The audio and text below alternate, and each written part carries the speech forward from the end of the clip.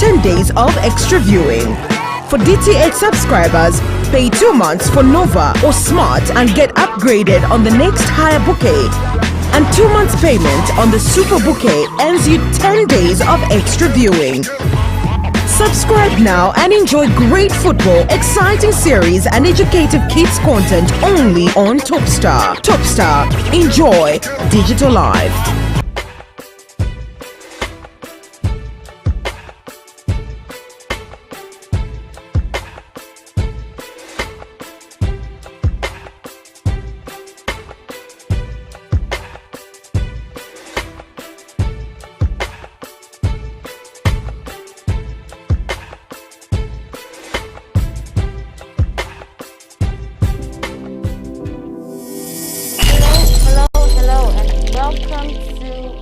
On the Move, a brand new program here on KBN TV. My name is Rachel Mumba.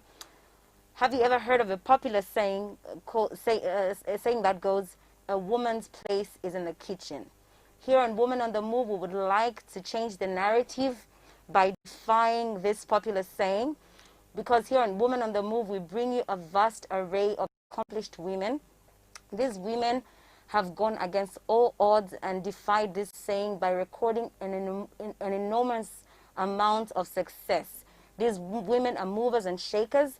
They have gone ahead and paved the way for other women to know that despite the many obstacles that we may be faced with, they too can be able to achieve their dreams no matter how many obstacles that they face. With the right attitude and with hard work, anything is possible. And today on the program, I am joined by a hardworking, tenacious, and very courageous young lady. Her name is Melissa Hangoma.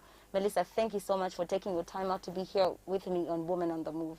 Thank you so much, and I'm humbled to be here. You're welcome. You're welcome. Thank you for giving us this opportunity. I know that you're a very busy woman out there doing all sorts of things with your company and with your work, but you decided to come and grace us with your presence. We're so grateful, Melissa. Thank you so much. And thank you so much to KBN too. All right. So on the program today is Melissa Hangoma. She is a positive entrepreneur who is passionate about innovation, technology, and construction. She's a qualified engineer who designs household lighting, installs solar panels, and maintains them as a firm. So I should make mention that Melissa also has a company called Melitech. She is, as I mentioned earlier, an electrical engineer, and together we're here just to profile Melissa. She's going to tell us a bit about herself, what she does, where she's coming from, and things like that. So thank you so much for joining us once again. If you're joining us, this is Woman on the Move, and this is our first edition. Woman on the Move is a program that promotes different women from all walks of life. These women are movers, they are shakers, they are trailblazers. They are here to just let every woman out there that know that despite of you being a woman, you too can be able to ascend the highest point of whatever it is that you want to do, be it in the corporate world. So today we're just here with Melissa Hangoma. So Melissa, just to set the ball rolling, I just want us to, I'd like us to know who is Melissa Hangoma. Please tell us a little bit about yourself, where you grew up and where you attended school. Okay. Thank you to be given an opportunity to attend an interview. My name is Melissa Hangoma. I'm a lady, aged 25. I was born in 1995 on the 6th of August. I was born in a family of, that's me, myself alone. Yes. I attended my school and I started my grade 1 in 2003. That was at Cheta Basic School, where I even got my grade 9. Being born in a family of one, myself and I lost my parents when I was 2. I grew up with my mom's relatives, brothers and sisters. They're the ones that took care of me. Okay. All right. So would you please tell us a little bit about your upbringing, how you were raised, who raised you, and just what you went through as a child growing up? My upbringing was so sorrowful and painful. I wouldn't say it was rosy, but instead I went through a lot to be who I am today. I grew up in a Christian home, but despite that, you can imagine that pain of growing up with wasn't in each and everything that you do. They'll always point a finger to say, it's her who, despite of you not doing it. But instead, God has been so faithful, and He's still faithful. Here today because of what I went through in my past experience. All right, and so I read an article about you, giving details about some of the things that you've had to endure for you to be where you are today. Would you like to share some of those experiences that you went through as you were growing up? Okay. When I was growing up, I went through a lot, and I might not disclose everything. Yeah, but I'm going to. Okay. When I was in grade 9, I passed to grade 10. Then the biggest challenge was where I was going to go, because by then I used to stay at the farm. So in town, I had some other relatives who were doing so fine, but instead there wasn't any space for me to start staying with them. But instead, I had a challenge as in where I was going to go. I went to Kafua where I found a school, and then the challenge was stayed because I never had relatives that side. But instead, I had to start renting my own apartment when I was just 17. Okay. Majority of my uncles were saying, no, you are just going to get pregnant there. Like you can't start staying alone at that tender age, because there are a lot of things that happens. You might get influenced, you start drinking, and you start prostitution, of course.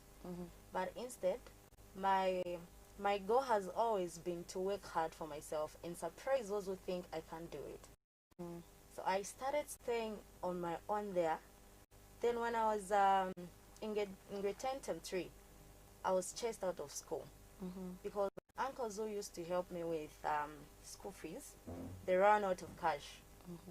So it seems like the businesses, they became slow and everything. They couldn't help me to pay at school. Yeah. So instead, I came back home to my aunt, the one who stays in Kanyama. I stayed there for close to 6 months. I was away from school, and by then I was supposed to be in grade 11. So instead, I started selling scones for me to get back to school. Right. So a lot of people used to laugh to say that, how can you just start selling scones, carrying a bucket on your head in town? But I never looked. It seems like things are falling apart for them. So I thought to say, I think crying won't do me any good. But instead, I have to stand for myself. That's right. I don't have to feel pity for myself, but instead try to work something out. Because I've always read this scripture in Isaiah 1 verse 18, which says, come now, let us reason together. That's God saying, come to me, let us reason together. So that has always given me strength. So when I started selling scones, and you can imagine in the household, it was a very small house, whereas you just put a curtain in between. You sleep the other side, you sleep the other side. But through God, everything is possible. I managed to sell scones, I managed to raise money, and my uncles also contributed. I went back to school. Unfortunately, when I went back to school, the headmistress said, no, we can't allow you back here because you've been missing school for 2 terms. And this is the 3rd term, which was in grade 11. So she said, no, wouldn't allow a girl child who goes, she gets married. When she's tired of marriage, she thinks of school and she comes back. But I tried explaining to her, but she couldn't hear me out. And where I used to rent my apartment, I wasn't paying. They were like, no, I have to move out. That was really a disaster. Yes. If I was one kind of a person who easily gives up, I was going to indulge myself into sexual immorality. That's right. or maybe start sleeping around for money. But instead, I stood for myself to say, no, despite of whatever I go through, God will see me through and I'll work something out. That's right. That's right. So at this particular time, you went back to school and your headmistress told you that they couldn't admit you back into school because you probably were married and now you were coming back. But then, did you eventually get back into school? Did they allow you back into school? Yes, they did after I called my aunt to come and plead with them. Okay. She did. All right. That's very, very nice. And it's such a touching story because I'm now thinking you are this young girl that has gone through so much, and I think missing 2 terms in grade 11, such as an important grade, Yes. is a big deal. But we thank God that all that passed and now we're here. So you are a qualified engineer, right? Yes. When did you discover that you wanted to pursue this career path?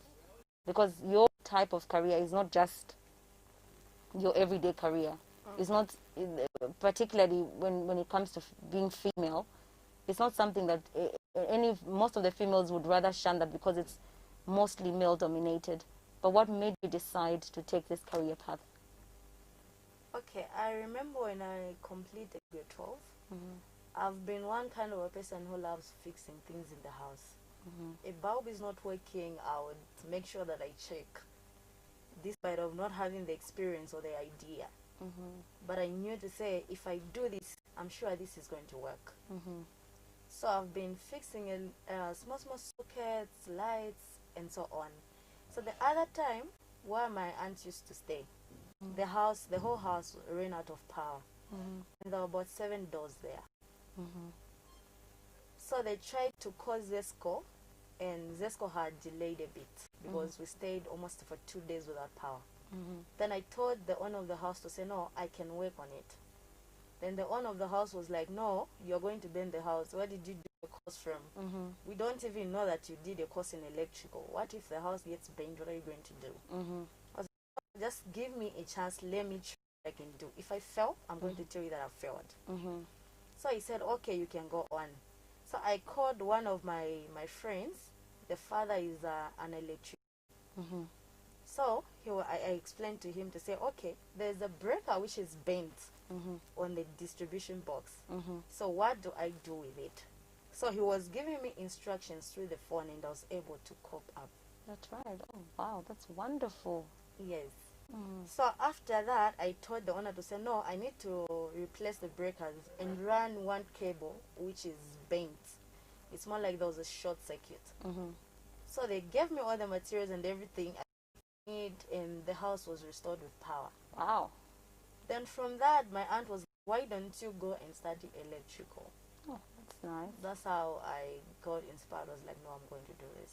So we can safely say it is a gift of yours, right? I think so. Oh, that's very, very nice. That's a good start. I think the neighbors and everybody else must have been extremely surprised. Yeah, very surprised. Yes, and then you own a company called Melitech, Yes.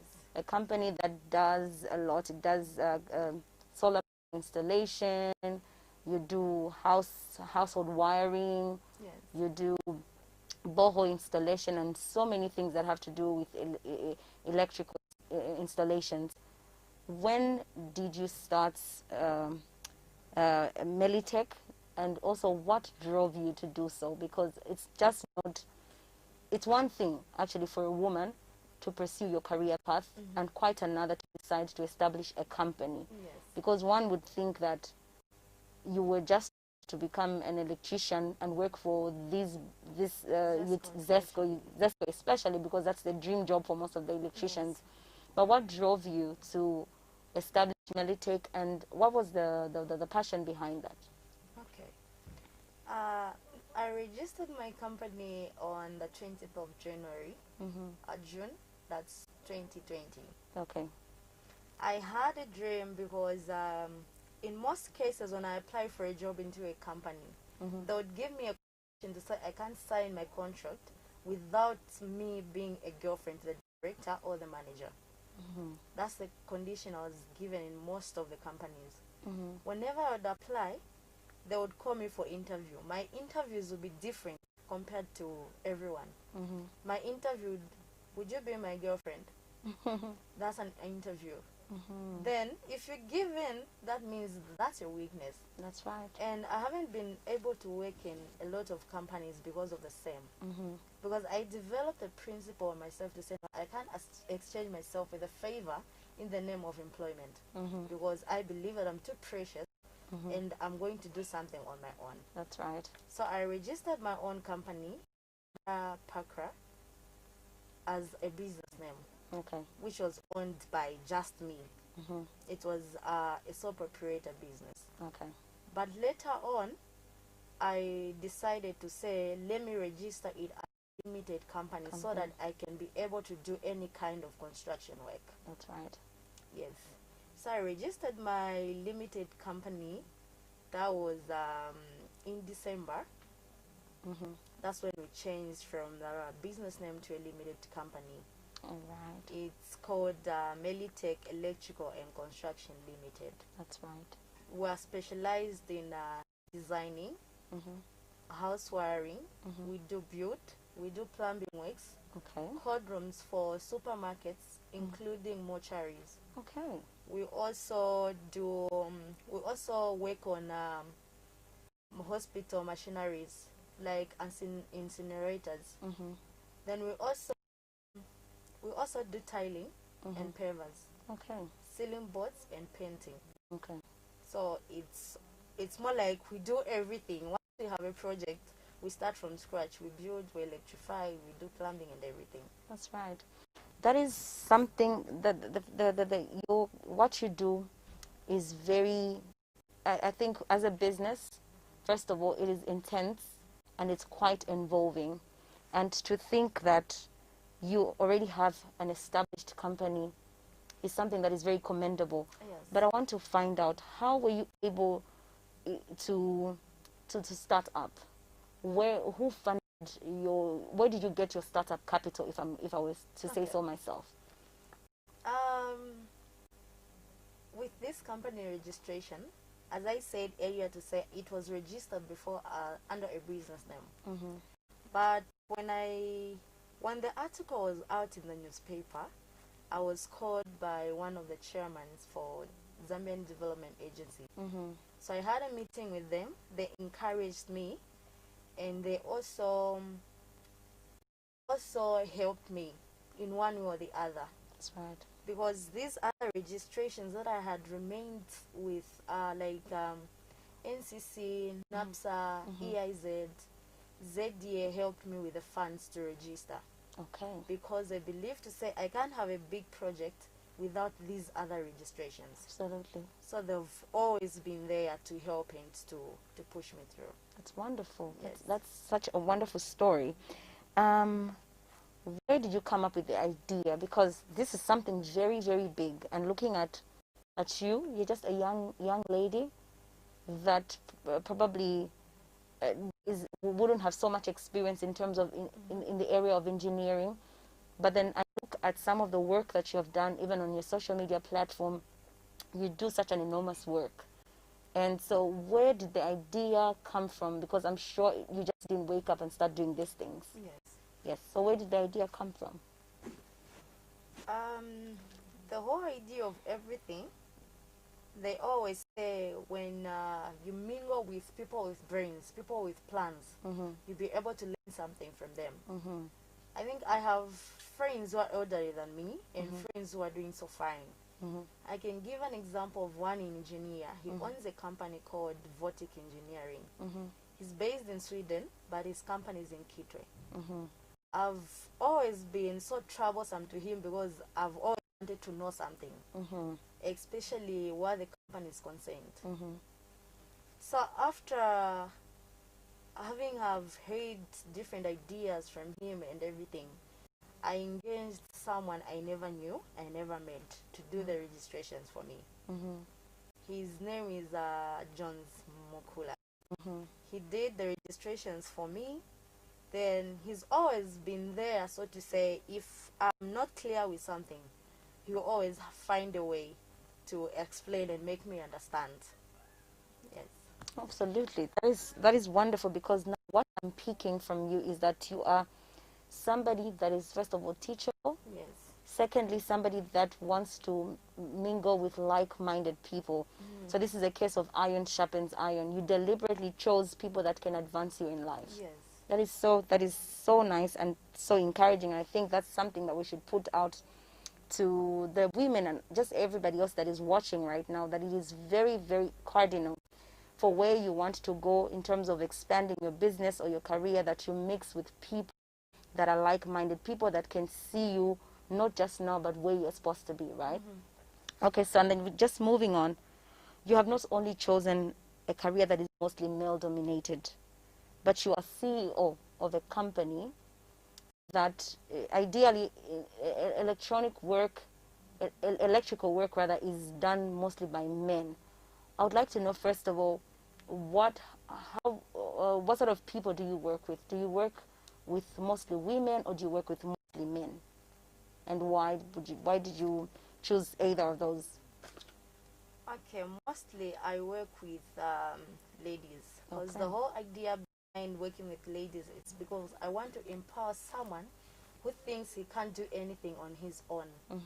As long as they have a skill, I'm very, very open to help them learn what they don't know. Because I myself, I'm not only an electrical engineer, but I also did a course in solar. Okay. I'm able to install a solar system on my own. So if they are willing to learn, I'm there to help them. So that's the reason why I would prefer working with mostly ladies, because a lot of them, they're just smart for nothing. You would say, no, me, I can't do this, it's dirty work. Because normally you wouldn't know me when you find me in a work suit and going up in the ceiling. You wouldn't realize that it's me. But because of wanting to be smart for nothing, we think we can't do certain things. You only want to be in the office rather than in the field. But with me, I encourage fellow ladies to say, if you have a skill, develop on it, work on it, practice, and always pray to God, because He makes ways in different ways that you don't even know. That's right. Because you'd find that if you have a skill, you yourself, you wouldn't wait for the government to employ you. But instead, you use your skill to develop an opportunity for others. Yes. And when the government, they see to say, okay, you're very creative, they'll create a project for you. You start working and start employing other people. Absolutely. And so you are a CEO of a company. You're a very young lady, but I'm pretty sure that you have even elderly people working under you. You have men working under you. So how have you been able to stay on top of things? Because sometimes because you're young and because you are a female, you might find yourself in a situation where maybe these older men or men that are working under you can be quite intimidating. How have you been able to stay on top of things? Because sometimes, even as women, we're a bit timid when it comes to being around men folk.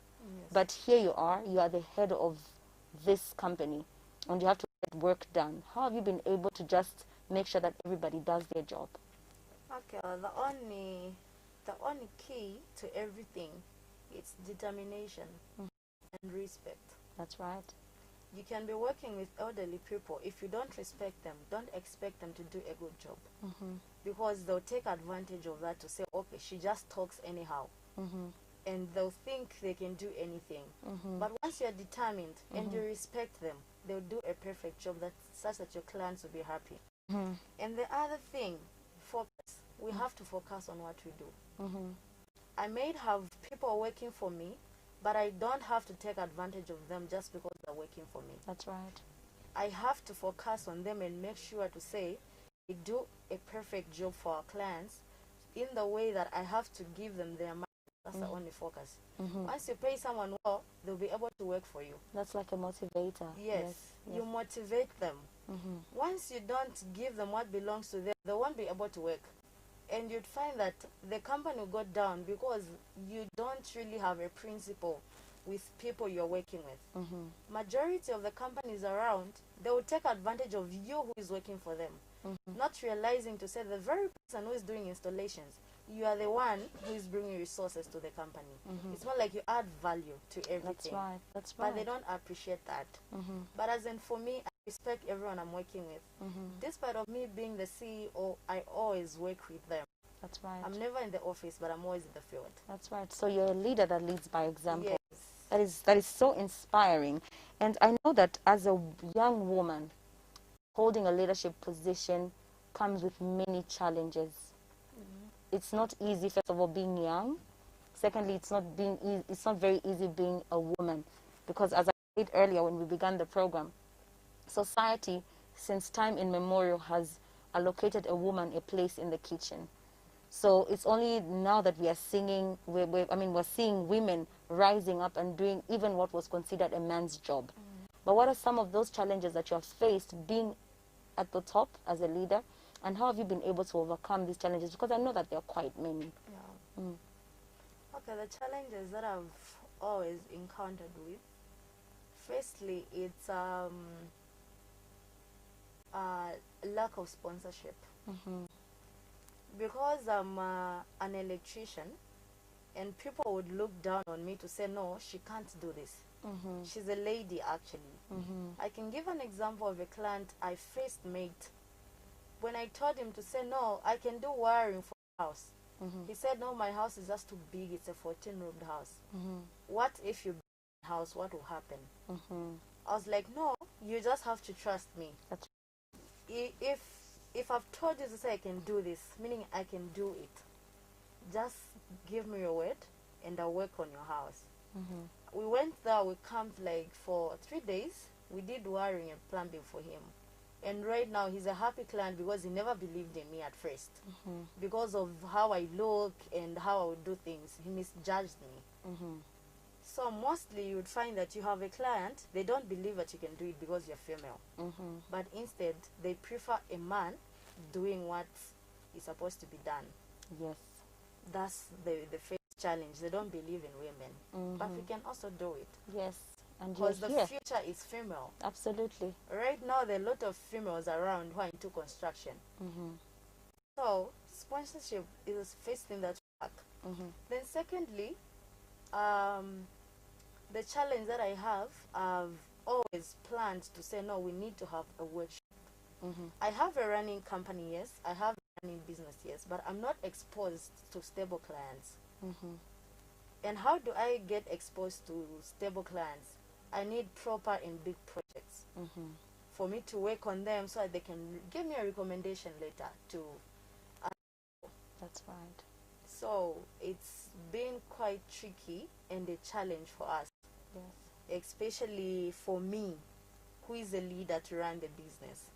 Because I have to look around to say, okay, who is going to help us? Who is going to do this? Who is going to talk to clients? I always do that on my own. That's right. So normally, it's a small business, yes, but the other challenge that we're faced with, we might have a project. We don't have machinery and equipment.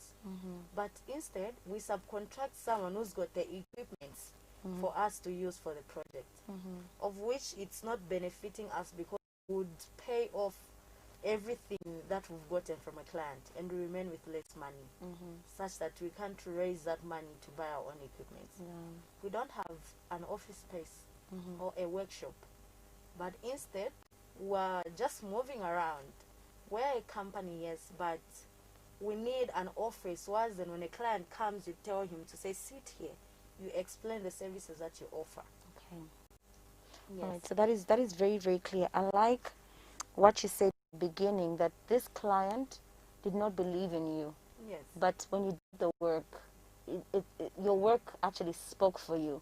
So I think this is something that we need to get out even to every other person that is watching right now, that in order you need to build trust. Yes. By delivering quality or excellent service to the clients or product, whatever it is that you may be doing, in order for you to build trust, because trust is number one when it comes to any business. And secondly, you pointed out the fact that you needed empowerment funding. Yes. Right? So to get the business running, you needed funding. That is something key, and I pray that someone comes up and is able to see what you're doing and be able to give you a push. So who are your target audience? I mean, clients rather. I know that you mentioned that you've been doing houses and these other places, but who are your target clients right about now, and or rather, who would you want to target in the future? Okay. Our main target now, we want to target banks. Okay. We want to be doing maintenance for them. Okay. Especially on air conditioning and refrigeration, Okay. plumbing works and electrical. Okay. If an opportunity is granted, we can do that for them. That's right. And also big construction companies. If they can subcontract us, we can be doing the works on their behalf. Absolutely. Because mostly you would find that we're not linked to people. Because us being young youths and so creative, we're supposed to be empowered. That's right. So we're praying and hoping that we can be linked to the banks and other big companies so that we can be doing maintenance for them. Absolutely. So we are in the period of the COVID-19, and the COVID-19 has come with it a lot of challenges, and the business world has not been spared. Yes. Right? What are some of the challenges that you have faced as a company in this period of the COVID-19? And how were you able to cope with them, or how are you coping? Because I know that this thing is still here. And primarily companies, we've seen even big institutions shutting down because of the effects that have come as a result of the COVID-19. But what are some of the challenges that Melitech, or you as a CEO of Melitech, has faced, and how were you able to just cope with those problems? Okay, with this the COVID-19, for me I can say COVID-19 came as a blessing to me. Okay. Because that was the year that I thought I could work on something. That was the year that I registered the company. So I wouldn't much on COVID. But in the actual sense, business went slow. It became very slow because most of my clients are abroad. Okay. So they couldn't proceed with the projects that are here because of COVID. They couldn't travel. All right. Yes. Another thing, COVID, it's been like a pandemic disease. And for that, you would find that people, they are broke. Mostly haven't been working. So you would find that even if you're working for them, they would tell you to say, no, you have to be on a break for some time because we don't have money at the moment. Same applies to this time. This is January. Yes. So the business is going down. We just have to be strong and believe to say, no, there's a season for everything. That's right. Because if you're used to say, no, you want money in each and everything that you do, you won't even be doing a good job. But instead, quality services, they speak for you. That's right. So despite of COVID and everything, we've been managing to just pushing around. Okay, that is so nice. That is very encouraging. That is very inspirational. I must say that I have learned quite a lot from you, Melissa. And to our viewers out there, in case you're just joining us, this is Woman on the Move, a new program here on KBN TV that highlights, or rather profiles, various women from all walks of life, ranging from bankers, lawyers, traders, entrepreneurs. The aim of this show is just to showcase that we have an array of women, movers and shakers, women that have gone ahead and paved the way, to show other women whatever was thought cannot be done, or rather could be done by men, can and is being done by women. And so we just want to take a short break, and we're going to come back and talk further with Melissa. Stay tuned.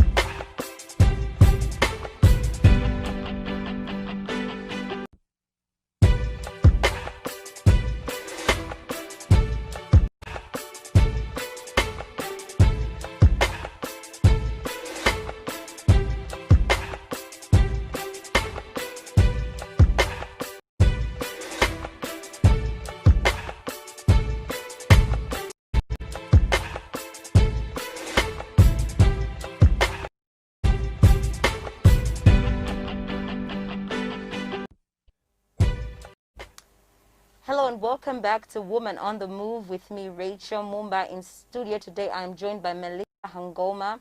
She is an electrical engineer and a CEO of a company called Melitech Electrical and Construction. She's a young lady of 24 years old, and we have tackled quite a bit concerning life and where she is right now in terms of her career. And so if you're just joining us and you'd like to interact with us, you can like us on Facebook. It is KBN TV. You can get asking those questions, you can commenting and suggesting, but also you can watch us live from on your top star decoders at the KBN TV channel 102. We are airing in all our territories of Zambia, and so I just want to welcome you back to the program even as we proceed. Melissa, you have gone through quite a lot. Looking at all that you've gone through, it would have been very, very easy for you to just, give up.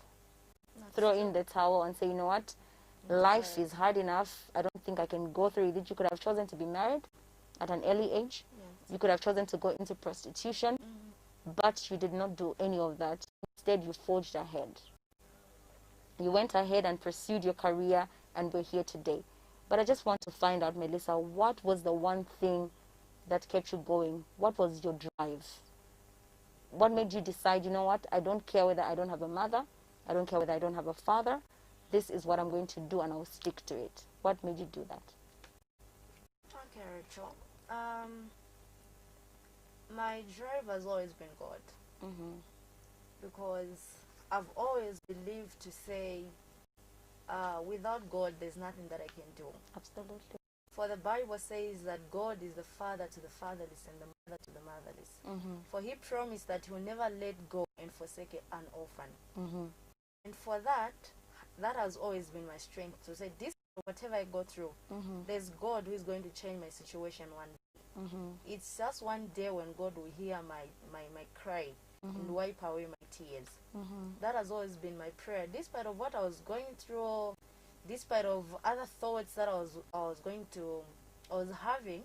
I had in mind to say, no, there's God who changes situations. That's right. Because if I remember very well, if we change the story of Hannah, who am I that is not going to change my story if I remain faithful to him? If I remain calling on his name, who am I that is not going to change my situation like Ruth? So that has always been my inspiration. Okay. It has always been my guide. Yes.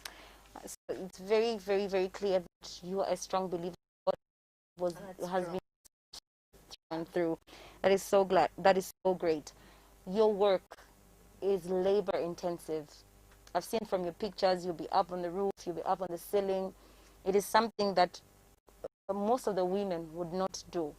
We can sit in the office and type, we can sit, and sell in a shop, but getting our hands dirty to put up cables, because first of all, before I can think about climbing a ladder or doing anything, I'll think about my life, cables, I'll think about what if I get electrocuted and things like that. But you went ahead and have been doing it. What is the one that keeps you going? Because I know that it becomes hectic. You're tired. You want to rest. But then what is your motivator?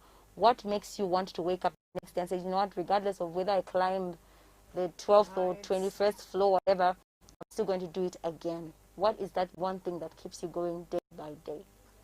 Okay, the one thing that keeps me going, I can say I have to for my aunt, because she's always been there for me through thick and thin. She's always been there to encourage me, to pray for me, and help me there and there. Even when she doesn't have, she's always been to sacrifice whatever little she has.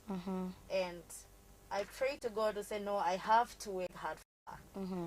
And the other reason why I have to work hard, it's because I have to look after other people, especially those that are not able to go to school. And I plan to build an orphanage, of course. I'm an orphan and I know what people go through. So I have to help them. That's right. Yes. Absolutely. So, having spoken about, your past, and I believe that the past is gone, Yeah. the worst has passed. You are here, a woman that has emerged victorious, regardless of the situation you've been through. You did not subject yourself to become a victim of those circumstances. You could have chosen to do that. Yes. But you decided to soar high and, just make sure that you weather every storm that you faced in life, particularly growing up. But then, what does the future look like for Melissa Hangoma in the next 5 years? What should we look out for when it comes to you, Melissa? What should we expect from you in the next 5 years? In the next 5 years, seeing myself to be a very successful young lady who is going to be in different businesses, running them myself actually. Even if I'll be married, but still, I have to stand on my own. Absolutely. That I liked one very nice statement you made there, even if you've been married. So, is Lisa married, dating, single, or in waiting? No, actually, I'm committed somewhere. That's nice. Yes. That is very, very nice. Thank you so much. So, in your opinion, do you think it is important for women to be empowered? Like, there's one statement that you made that women are not believed.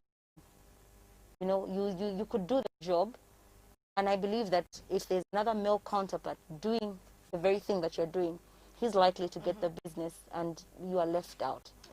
But I also believe that women also need to be empowered. They need to be given equal opportunities as male counterparts. Yeah. So in your opinion, do you think women should also be empowered? As women, we go through a lot of challenges compared to a man. Me being a lady, I would think to say, no, why don't I just get married? And the other man would think to say, okay, why don't I go and do pieceworks? You see, the mindset is different. The way we think and the way we reason, the way we look at the future, it's different. So you would find, instead of me to seize an opportunity where I see I can do something, I would think to say, okay, the easiest way, I should just become a housewife. I start staying home. So the reason why I think women should be empowered, it's because we need people to counsel us. We need people to speak to us, and we need education, especially. If a girl child is educated, trust me, they wouldn't engage themselves into these other things. The reason why people, they run around, they do prostitution, they drink and everything, it's because they lack knowledge. They have never gone to school.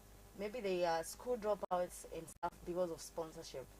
But instead, if we can be empowered through education, it can be a good thing and a good move. Then the other thing, we can be empowered through small businesses.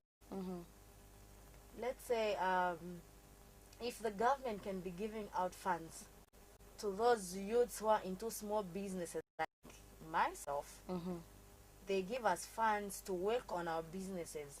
Trust me, we would be able to create opportunities for other people who are able to do what we do. That's right. We wouldn't just watch our fellow youths doing other things which are not necessary. Like example, right now, there are a lot of junks around. Why are those junks around? It's because there is no proper education on them. You'd find that majority, if you're asked, they would say, no, in a school. Of which it's not supposed to be like that. Once those people are taken into school, trust me, there wouldn't be anything like junks around. There wouldn't be a lot of thieves in the compounds. Because this time around, people are being beaten because of the same junks that are not going to school. You'd find a 5-year-old boy wouldn't shout at you. You're just passing. They'll ask for a coin. You say, I don't have, they'll insult you. Why? Because they don't go to school. So the only way is to empower us so that we can be able to help others. That's right. Because that's the only solution. If we're empowered, trust me, Rachel, you have a cousin who is staying home. She has a skill. You tell me, no, Melissa, actually, I have a relative. Can't you employ her? Why would I? She has a skill and she's a girl child. I'll have to help. That's right. Yes. That's right. And I also feel like it is very important for women to be empowered. because when women are self-reliant, these are some of the reasons why you find there's less gender-based violence cases. Yeah. We've seen gender-based violence cases on the rise in the recent past because we solely depend on men. Men, I always say that if not gonna, so I think sometimes these are the things that bring conflicts in the home, and so there's need for women to be empowered. And so, as we wrap up, and I know that time is never really our friend when we are talking about things that bring value to our lives, but Yes. we must wrap up. Yeah. But what would be your words of encouragement to all the women, number one, particularly the vulnerable girls out there who think they can never amount to anything because of the obstacles that they face? You faced a lot of obstacles, but you're here today. But there's somebody out there that is watching that has big dreams, but they cannot pursue those dreams because maybe they don't have anyone to take them to school. They don't have anybody to empower them financially to be able to establish a business. And some of them are just simply afraid to even go into a field like yours because they feel like this field is just for men. I can't do it. So what would be your words of encouragement to those women out there? Okay, my advice to, especially on a girl child, they just have to focus, especially if they're in school. Because focus is the only key to everything. That's right.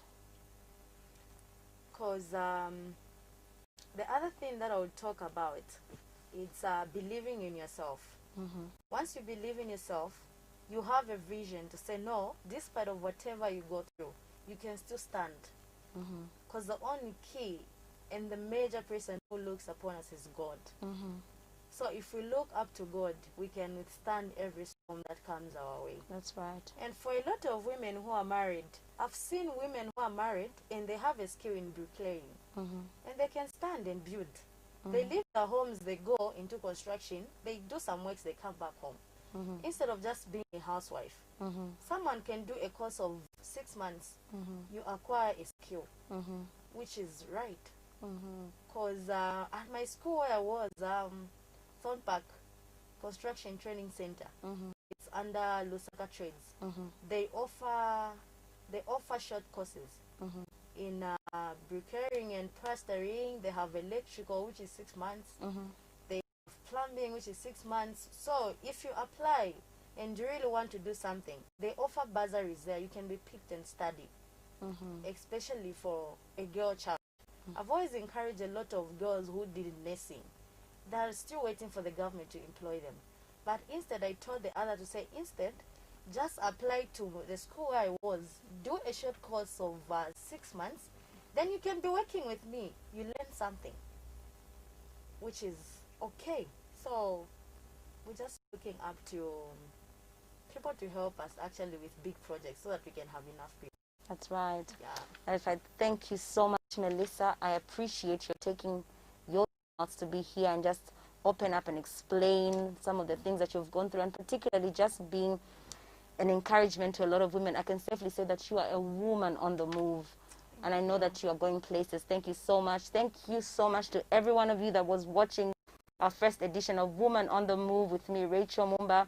I'm so glad that you could take your time out. Please do participate by way of commenting and just asking those questions from our Facebook page, which is KBN TV. And I would like to just make mention that we are airing in all our 10 provinces of Zambia. From me, Rachel Mumba, this has been Woman on the Move. Looking forward to see you again next week. God bless.